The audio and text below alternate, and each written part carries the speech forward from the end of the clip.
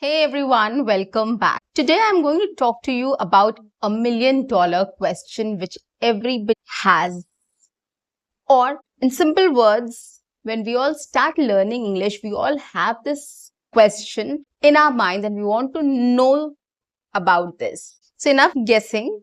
I'm going to talk to you about how long will it take for me to become fluent? So this is $1 million question which all English learners want to know about, right? Even if before learning to speak English, we just want to know how long will it take for us to speak English fluently and confidently. That is why I described it as $1 million question. This is a question which all of us want to know. Like how early we can speak English fluently and confidently. Yes, guys, you're right. Today I'm going to answer this very question in this session.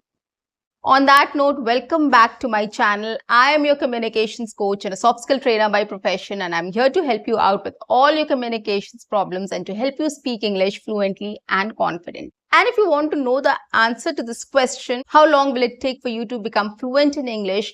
Do subscribe my channel, like and share my videos, watch my videos. Do write your comments in the comment section and let me know. So guys, today I'm going to talk about how long will it take for us to speak English fluently and confidently.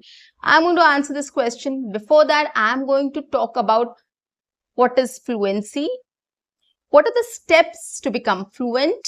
The third one we are going to talk about is what is my level of fluency. And the last one is I'm going to talk about how long will it take for us to become fluent in English, or how long it takes for a person to become fluent in English. So these are the 4 topics I'm going to talk to you about today in this video. So stay tuned. It's going to be a very interesting one. Trust me on this.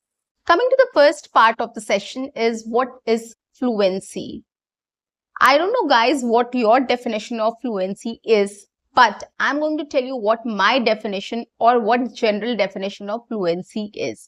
Fluency doesn't mean that you're able to speak fast English, or you're able to speak perfect English, or you're able to speak perfect grammar and perfect vocabulary, or advanced grammar and advanced vocabulary.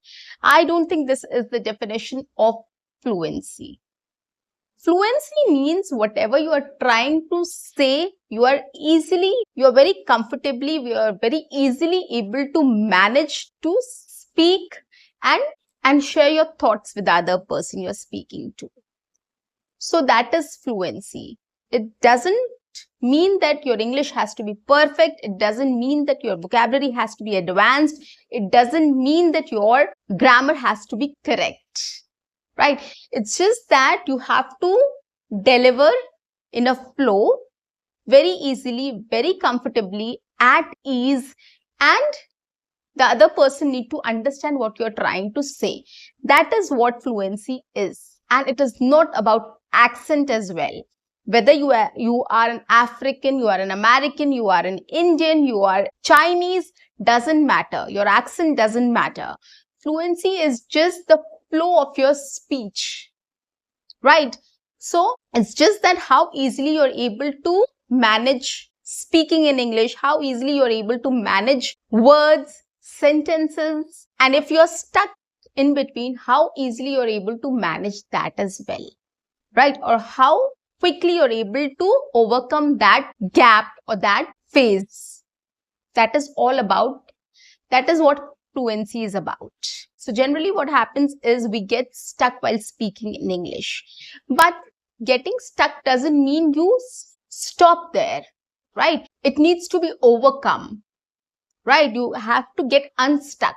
So how easily or how quickly or fastly you overcome that is what fluency is. Okay. So I'm sure that I have explained it enough and you have understood what fluency is. So guys, don't get mistaken by perfect English, perfect grammar, perfect vocabulary, or advanced English, advanced grammar or advanced vocabulary, or a good accent. It's just that your speech should be clear, your pronunciation should be clear, your words should be clear, your sentences should be clear, and your message should be clear to the other person. That is all about fluency and nothing else. So just fit in your brain what fluency is. This is really going to help you a lot, guys, in speaking good English, in speaking confidently and fluently. This is really going to help you. So this is the first point. Second thing is, what are the steps which will help us to become fluent in English? The first step is how easily or how comfortably we speak in English. This is the first step of achieving fluency. Okay, so guys, when you talk in English, when you start speaking in English, you have to judge yourself whether you are comfortable at that time or not. Whatever topic you're speaking about, whichever person you're speaking to, or whatever environment you are in while you're speaking in English, you have to consider all these things.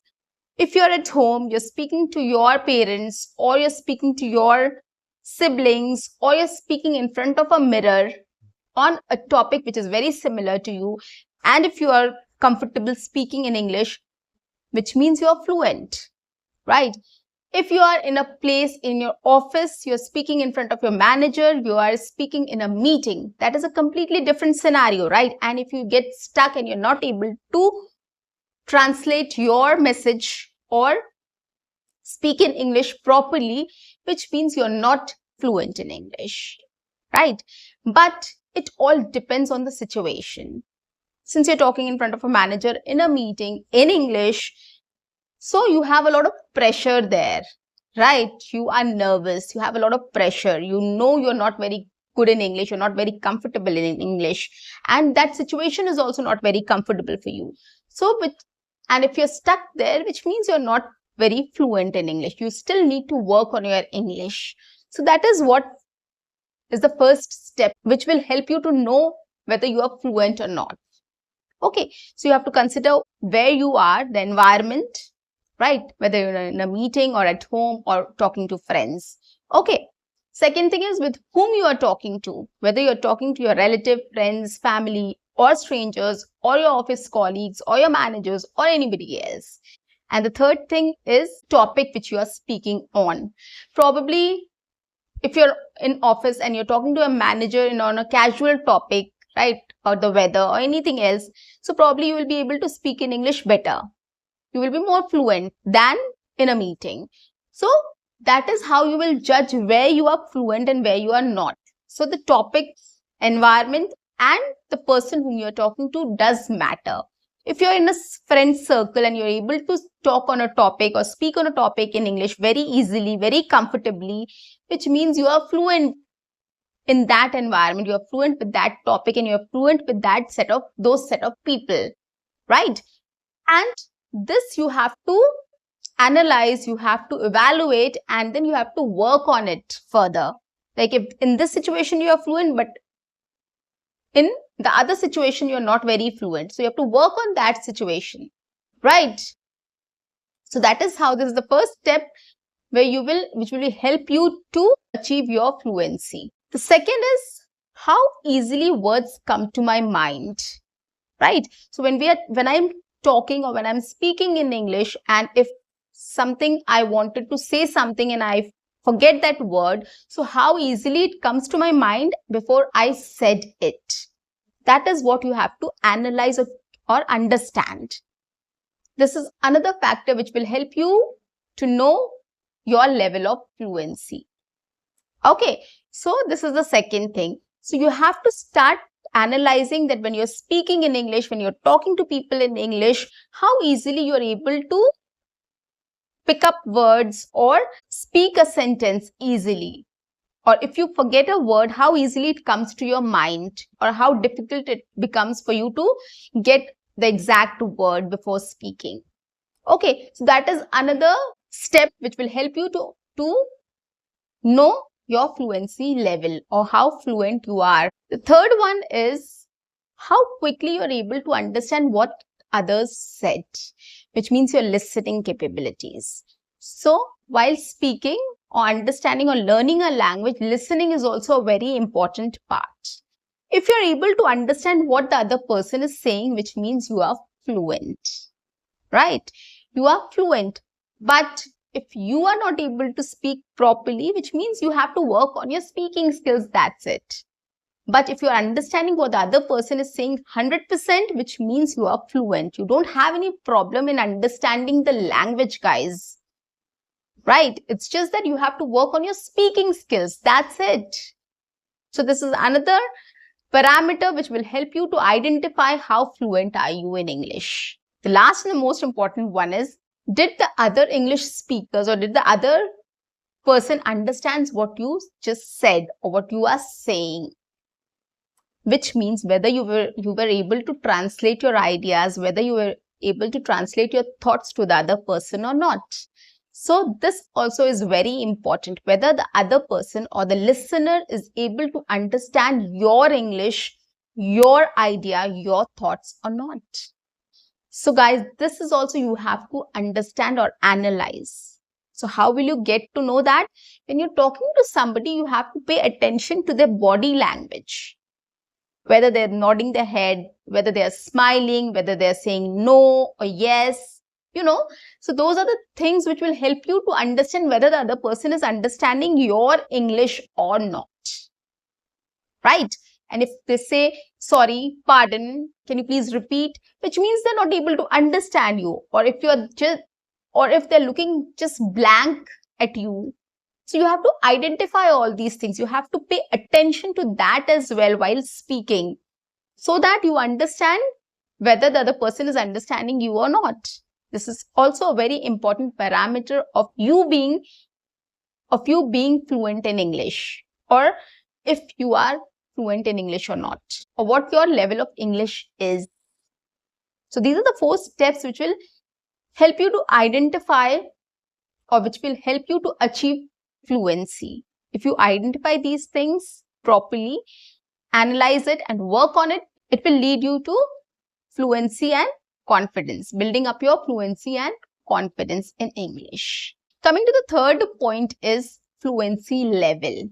Now, at each step of 4 steps which I just said, you will get to know your fluency level, right? So if you're comfortable speaking in English on certain topics and certain situations and with certain people, you are fluent there, right? So you know your fluency level. Like in this case, I am pretty much fluent. Okay, you are good, average, above average. So you can rate yourself. The second situation, if you're in a meeting, you're talking to your boss and, talking about work, right? So you're less fluent, which means in that situation, you're not very comfortable speaking in English, or you are a little nervous. So you have to practice more. So this way you will get to know your level of fluency. The same is the case with the second step, how easily words come to your mind, right? How easily you are able to overcome the gap or overcome the stakes or gaps, or when you are stuck and you get unstuck. So this is another, you will get to know this will also help you to know your level of fluency. Same is the case with the third one, like how easily you are able to understand people. So then also you'll get to know your level of fluency. And the fourth case is also how easily others are able to understand you or your English. There also you'll get to know your level of fluency. So you have to analyze at every stage what level you are in, how much more efforts you have to put in so that you can become more and more confident and fluent in English, right? So this is how you have to do it, guys. The last and the main important question which I'm going to answer is, how long will it take for me to become fluent in English? Now, since you have been through all these stages, you know how fluent you are, where you have to work, and where you don't need to put much efforts, right?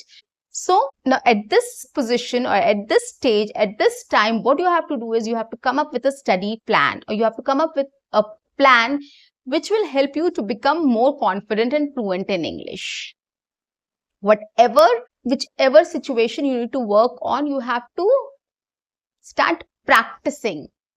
Right? If you in a formal situation, you are nervous, you are not able to, words don't come to your mind, you get stuck, you're not able to understand the other person, you're not able to speak properly, then you have to start working on those topics, in those situations. You have to start working there. right? Or if there are certain topics which you don't know how to talk about, start working on those. That is why I say listening is very important, guys. Start listening to different varieties of things, podcasts, news, commentary, TED Talks, stories, TV series, anything and everything. Start watching in English. This is really going to increase your knowledge, enhance your spectrum, and you will be able to know more and more about things so that it will be easier for you to speak on those topics if that topic comes up. And the other most important thing is everyday, day-to-day conversations are very basic, right? We talk about our experiences, we talk about our journeys, we talk about our travel, we talk about our food, we talk about our habits, we talk about incidents and lots more. So I have a long list of conversational videos where you can go and check those topics, and I have spoken on those topics which are day-to-day, everyday conversational topics. It will be easier for you to take the topic and speak on it for 10 minutes every day. So if you start doing all these things, if you come up with a robust study plan where you have to focus on, you have to focus on the areas which needs improvement, guys. So that is why analyzing is very important. Level of fluency, knowing the level of fluency is very important. So if you know all these things, definitely your efforts are going to be in the right direction, and definitely you are going to be more fluent and confident in lesser time. And by the way, research says that on an average, it takes 12 to 18 months for a person to become fluent and confident in learning a language. But it all depends on you, how easily or how good your plan is, how well structured and robust your plan is, how much time you are dedicating every day to these things, what is your daily routine, what are the things which you are practicing every day. These are the things which are very important. What you are listening to, what you are practicing, how much time you are putting in, what are the new things you are learning, like new vocabulary or pronunciation, and what all areas you are putting efforts in. So these things are very important, guys. If you put efforts in the right direction, definitely your learning time will be lesser. And if you're not putting efforts in the right direction and you're just beating around the bush, probably maybe 1 year is also, 18 months will also be, in 2 years also you will not be able to speak fluently, right? So right direction, effort, putting effort in the right direction is very important. Coming up with a structured, robust study plan is very important. So guys, in my next video, I'm going to talk about how your study plan should be. So I'll come up with a structured and robust study plan which will help you to become fluent and confident in lesser time. Stay tuned, keep learning and keep practicing. See you. Bye-bye.